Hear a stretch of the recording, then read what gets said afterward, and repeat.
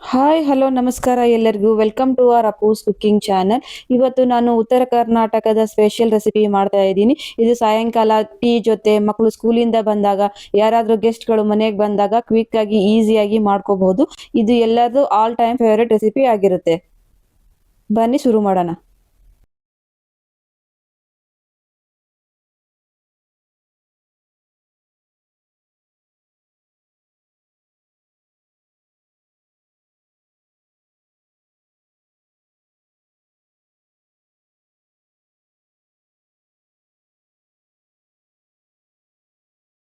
ನಾನಿಲ್ಲಿ ಒಂದು ಬೌಲ್ ತೊಗೊಂಡಿದ್ದೀನಿ. ಒಂದು ಬೌಲಲ್ಲಿ 1 ಕಪ್ ಅಷ್ಟು ಕಡಲೆ ಹಿಟ್ಟು ಮತ್ತು ಸ್ವಲ್ಪ ಓಂ ಕಾಳನ್ನ ಕೈಯಿಂದ ಕ್ರಷ್ ಮಾಡಿ ಹಾಕೊಳ್ಳೋಣ. ಮತ್ತು ಸ್ವಲ್ಪ ಜೀರಿಗೆ ಮತ್ತು ಸ್ವಲ್ಪ ಉಪ್ಪು ಎಲ್ಲನೂ ಹಾಕಿ ಚೆನ್ನಾಗಿ ಒಂದ್ಸತಿ ಮಿಕ್ಸ್ ಮಾಡ್ಕೊಳ್ಳೋಣ.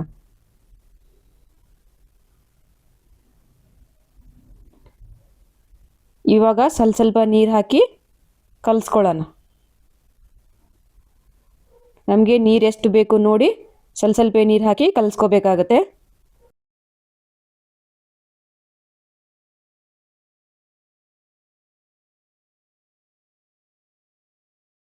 ಇದು ಹಿಟ್ಟು ತುಂಬ ಗಟ್ಟಿನೂ ಇರಬಾರ್ದು, ತುಂಬ ತೆಳುನೂ ಇರಬಾರ್ದು, ಮೀಡಿಯಮ್ ಕನ್ಸಿಸ್ಟೆನ್ಸಿಯಲ್ಲಿ ಇರಬೇಕು. ಈ ಥರ ಇದ್ದರೆ ಸಾಕು. ಈ ಥರ ಕನ್ಸಿಸ್ಟೆನ್ಸಿಯಲ್ಲಿದ್ದರೆ ಸಾಕು.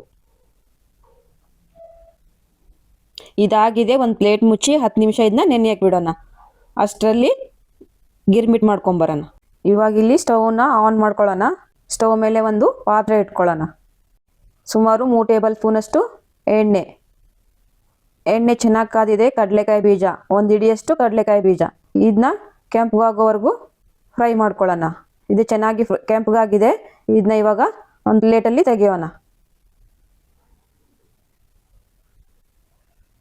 ಕಾದಿರೋ ಎಣ್ಣೆಗೆ ಸಾಸಿವೆ, ಜೀರಿಗೆ, ಸಣ್ಣದಾಗಿ ಕಟ್ ಮಾಡ್ಕೊಂಡಿರುವಂತಹ ಈರುಳ್ಳಿ ಎಲ್ಲ ಹಾಕಿ ಚೆನ್ನಾಗಿ ಫ್ರೈ ಮಾಡ್ಕೊಳ್ಳಿ.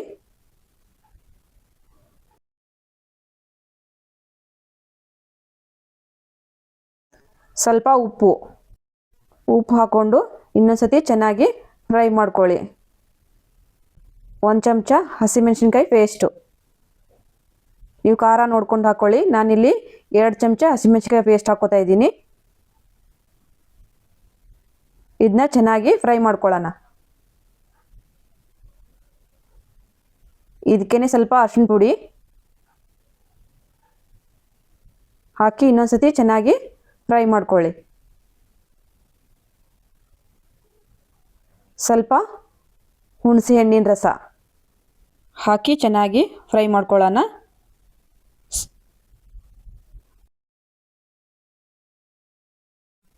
ಸ್ವಲ್ಪ ಬೆಲ್ಲ ಹಾಕಿ ಇನ್ನೊಂದ್ಸತಿ ಚೆನ್ನಾಗಿ ಫ್ರೈ ಮಾಡ್ಕೊಳ್ಳೋಣ. ಇದು ಒಂದು 5 ನಿಮಿಷ ಎಣ್ಣೆ ಬಿಡೋವರೆಗೂ 5 ನಿಮಿಷ ಚೆನ್ನಾಗಿ ಫ್ರೈ ಮಾಡ್ಕೊಳ್ಳೋಣ. ಇದಾಗಿದೆ. ಇವಾಗ ಇದನ್ನ ಸ್ಟವ್ನ ಆಫ್ ಮಾಡ್ಕೊಂಬಿಡೋಣ. ಇದು ಒಂದು 10 ನಿಮಿಷ ಆರಬೇಕು. ಅಷ್ಟರಲ್ಲಿ ನಾವು ಬಜ್ಜಿ ಮಾಡ್ಕೊಂಬರೋಣ. ಸ್ಟವ್ನ ಆನ್ ಮಾಡ್ಕೊಳ್ಳೋಣ. ಸ್ಟವ್ ಮೇಲೆ ಒಂದು ಪಾತ್ರೆ ಇಟ್ಕೊಳ್ಳೋಣ. ಅದಕ್ಕೆ ಎಣ್ಣೆ ಹಾಕೊಳ್ಳೋಣ. ಸ್ವಲ್ಪ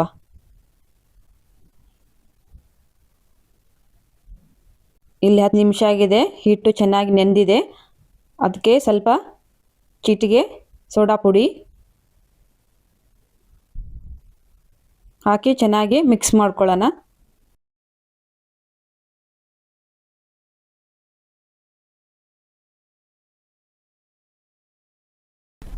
ನಾನಿಲ್ಲಿ ಮೀಡಿಯಮ್ ಖಾರ ಇರುವಂತಹ ಮೆಣಸಿನ್ಕಾಯಿನ ತೊಗೊಂಡಿದ್ದೀನಿ. ಎಣ್ಣೆ ಕಾದಿದೆ. ಇದಕ್ಕೆ 2 ಟೇಬಲ್ ಸ್ಪೂನಷ್ಟು ಎಣ್ಣೆನ ಕಲಸಿರುವಂಥ ಹಿಟ್ಟಿಗೆ ಹಾಕ್ಕೊಳ್ಳೋಣ. ಇದನ್ನ ಹಾಕ್ಕೊಳ್ಳೋದ್ರಿಂದ ಬಜ್ಜಿ ಗರಿ ಗರಿಯಾಗಿ ಬರುತ್ತೆ.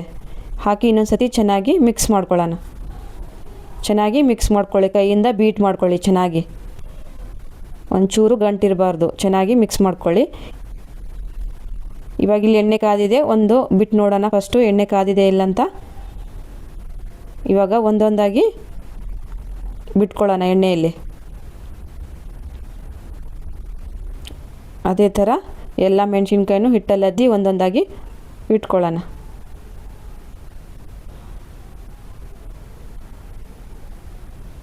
ಇದು ಒಂದು ಸೈಡ್ ಚೆನ್ನಾಗಿ ಬೆಂದಿದೆ, ಟರ್ನ್ ಮಾಡಿ ಹಾಕ್ಕೊಳ್ಳೋಣ. ಇದನ್ನ ನಾವು ಗೋಲ್ಡನ್ ಬ್ರೌನ್ ಕಲರ್ ಬರುವಾಗೂ ಎರಡು ಕಡೆ ಚೆನ್ನಾಗಿ ಫ್ರೈ ಮಾಡ್ಕೊಳ್ಳೋಣ.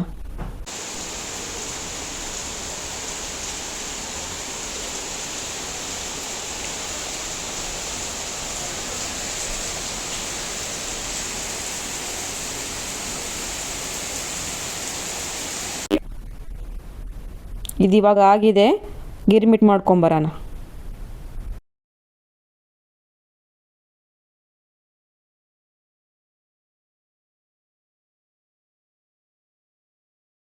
ಒಂದು ಪಾತ್ರೆಯಲ್ಲಿ ಒಂದು ಸೇರಷ್ಟು ಚುರುಮುರಿ, ಮಾಡಿಟ್ಕೊಂಡಿರುವಂಥ ಒಗ್ಗರಣೆ, ಚಿಕ್ಕದಾಗಿ ಕಟ್ ಮಾಡ್ಕೊಂಡಿರುವಂಥ ಈರುಳ್ಳಿ,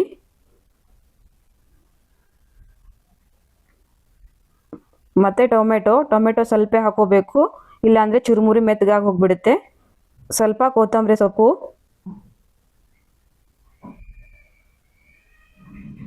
ಕಡಲೆಕಾಯಿ ಬೀಜ ಹಾಕಿ ಚೆನ್ನಾಗಿ ಮಿಕ್ಸ್ ಮಾಡ್ಕೊಳ್ಳೋಣ. ಹಾಕಿ ಗರ್ಗರ್ ಅಂತ ಚೆನ್ನಾಗಿ ಮಿಕ್ಸ್ ಮಾಡ್ಕೋಬೇಕು. ಇದನ್ನು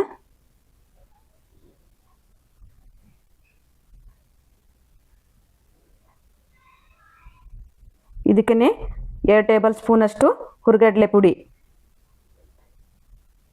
ಮತ್ತು ಸ್ವಲ್ಪ ಉಪ್ಪು, ಆಗಲೇ ಸ್ವಲ್ಪ ಹಾಕ್ಕೊಂಡಿದ್ದೆ, ಇನ್ನೊಂದು ಸ್ವಲ್ಪ ಉಪ್ಪು ಹಾಕಿ ಇನ್ನೊಂದು ಸತಿ ಚೆನ್ನಾಗಿ ಮಿಕ್ಸ್ ಮಾಡ್ಕೊಳ್ಳೋಣ. ಚೆನ್ನಾಗಿ ಗರ್ ಅಂತ ತಿರ್ಕೊಳ್ಳಿ. ಒಂದು ಸ್ಪೂನ್ ಸಹಾಯದಿಂದ ಎಲ್ಲ ಚೆನ್ನಾಗಿ ಮಿಕ್ಸ್ ಆಗಬೇಕು. ಇದು ಇವಾಗ ಆಗಿದೆ. ಕೊನೆಯಲ್ಲಿ ಸ್ವಲ್ಪ ಲಿಂಬೆ ಹಣ್ಣಿನ ರಸ ಹಾಕಿ ಇನ್ನೊಂದು ಸತಿ ಚೆನ್ನಾಗಿ ಮಿಕ್ಸ್ ಮಾಡ್ಕೊಳ್ಳೋಣ.